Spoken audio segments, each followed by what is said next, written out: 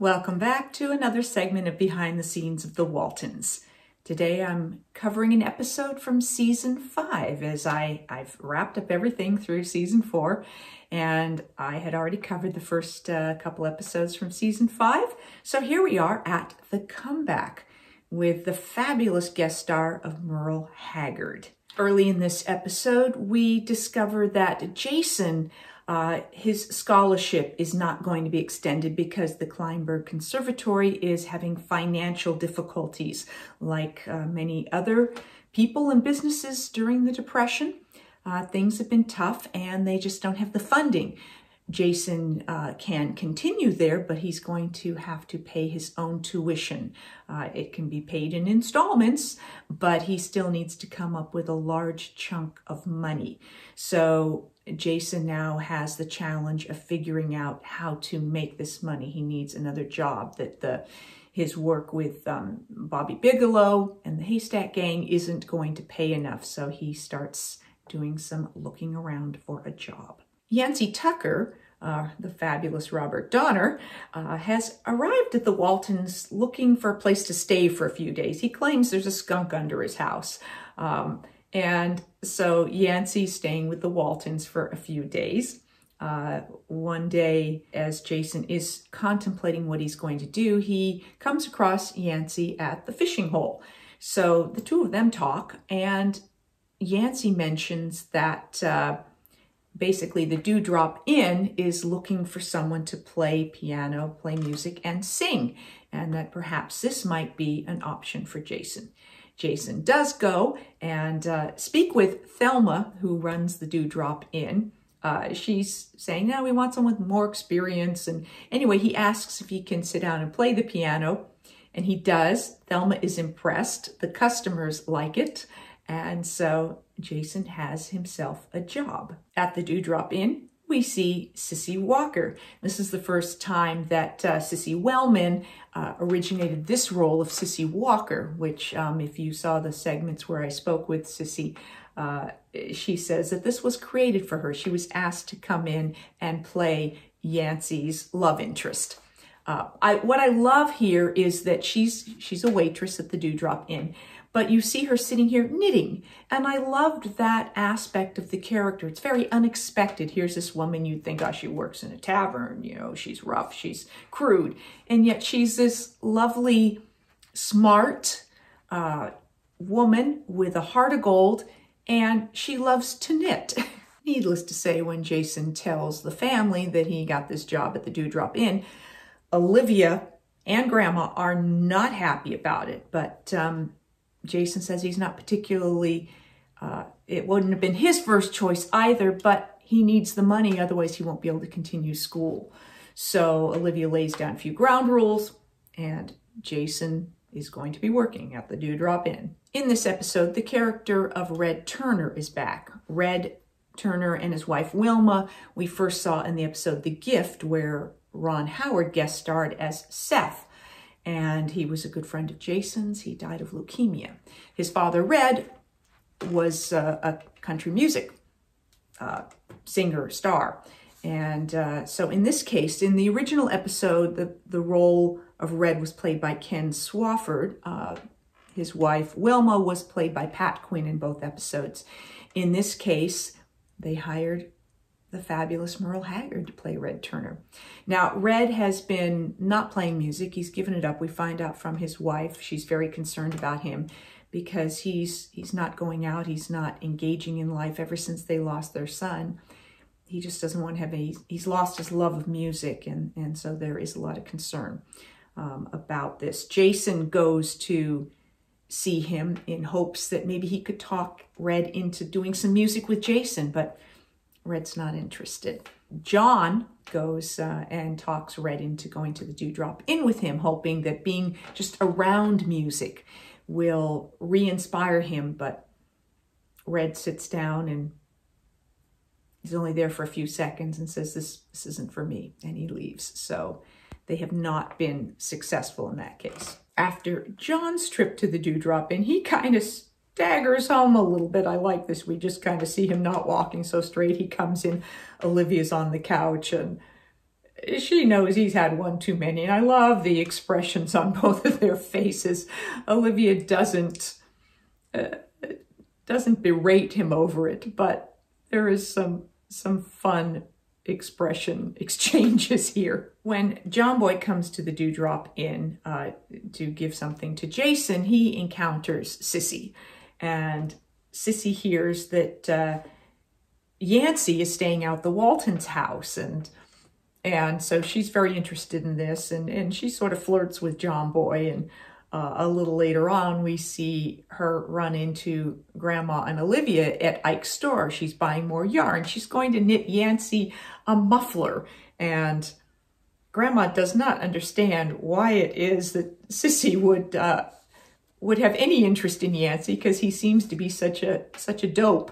But she sees other qualities in him and thinks that he's just incredibly sweet and kind, and she's going to knit him a muffler. So these are fun aspects of what we learn about Yancy, and also what they learn about Sissy, who has come to the Walton house looking for Yancy. And she introduces herself as his fiance, and I love this little exchange with Grandma. Well, I'm his fiance. Good luck. Well, thank you, ma'am. Sissy interprets it differently than what Grandma meant by it, and it's just a really cute exchange. While talking with Olivia and Grandma, Sissy gets the idea. She thinks that Yancy's avoiding her, but then, she has realized that he is hiding from her. And she comes up with this plan where she feels like she needs to run away from him until he's ready to run to her. So she now has a plan. Elizabeth sees Jim Bob in his partially built car, and she's giving him a really hard time about it. How's he going to get a body for the car? How's he going to get all these other parts? And he's like, I'll find him. And she's just goading him about this. And then I love that at the end of it, all of a sudden the whole back end of the car sort of falls apart, the pieces that he's kind of has placed together. So I don't know if that was in the script or just something that they decided to do, and how they did this, whether they had some rope, somebody pulled something that allowed these pieces to collapse. I'm not sure, but I thought it was awfully cute. As Grandpa goes by at one point, and Grandma's calling him, she's making soap. He goes to respond to what she needs, and we hear him quoting from Macbeth. Double, double, toil and trouble, fire, burn, and cauldron, bubble. Oh, stop that. This scene was the scene that Will invited me and Mary and Cammie to do at a fundraiser at the Hollywood Bowl. He had been asked to come and do something, and he included all of the children, all of the Walton children, and gave us all something to do, and gave us this wonderful opportunity to be a part of this fundraiser at the Hollywood Bowl, which was just incredible, an incredible experience for all of us at that age, and all the wonderful people who were part of that fundraiser. I helped put body makeup on Jean Stapleton because she couldn't reach her back, so I helped do that, and got to see Roddy McDowell in his Planet of the Apes makeup, which took hours and hours to put on, but he did something there in his Planet of the Apes makeup and stuff. So it was just one of those incredible experiences that we got to have thanks to Will and thanks to our time on the Waltons. Sissy comes by, and Yancy thinks she's looking for him, and she's not. This is all part of her plan. She offers John Boy a lift to Ike's store because he's going down there, and is again flirting with him. And Yancy starts to sort of see this and wonder what's going on when she says, no, I'm not here looking for Yancy. So all part of her plan. And if you saw the interview that I did with Sissy, she talks about a scene with John Boy in the car that was cut. And so I think that would have been what followed this scene where she says she'll give him a lift. And then a little later in the house, when Yancy is there, Ike comes by with a gift. and it's for John Boy. And she has knit John Boy a muffler, and Yancy begins to feel a little jealous and a little concerned about what's going on here in this woman that he was taking for granted, and that he might be losing her. So it is a turning point for Yancy. Yancy then asks to speak with John Boy, and he wants to talk about love and marriage. And, John Boy says, he's read a lot about love. He doesn't know a whole lot about marriage or whatever, but they have a rather adorable conversation about marriage and love. And as Yancy starts trying to put the pieces together about what he does want and how he feels about Sissy. And we get to see a slightly different side of Yancy, where he's a little more serious, and we see a different layer to him. Following this conversation with John Boy, Yancy arrives at the Dewdrop Inn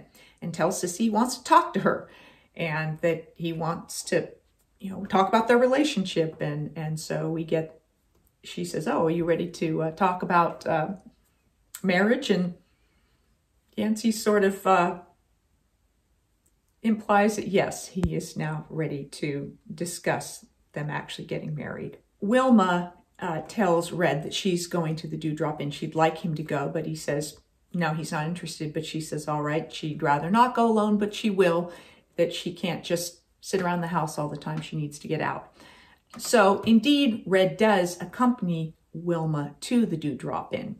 And there's been a little bit of a plan there. Red gets a little blindsided, but for his own good, when Jason says that they have a special guest there, and everybody, of course, knows who Red Turner is and his music. And Jason says, well, maybe we could convince him to do a song. And he even has Red's guitar there. So they convince Red to get up and sing a song. And someone suggests Nobody's Darlin', which was a song that Merle Haggard had written and sang. So it was great to actually get to include and hear him do this song.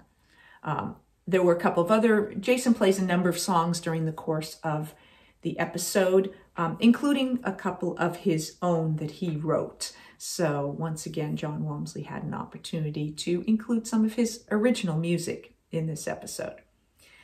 As Red is playing, there is the sense of hope that going forward, this reconnection with music will help Red in his healing process and bring him back to the music that he loves and that he shared with his son Seth. And in fact, at the end of the episode, again, we're on the porch, but we're seeing through into the living room where Jason and Red are improvising on guitars. And I have a feeling that this actually was them sort of improvising, that this scene was that way. And I'm going to share with you something that in the book, Goodnight, John Boy, one of the stories, one of the things that was said about this episode, Jon Walmsley shared some of his thoughts about this. And he said, this was a sequel to The Gift. Country music legend Merle Haggard played Red Turner, father of Seth Turner, the character previously played by Ron Howard. It was great working with Merle and playing music on the set with him between takes. Merle was as humble and down-to-earth as he was talented. Years later, when I was working in Nashville, songwriters would tell me how envious they were that I had had the opportunity to meet and work with Merle.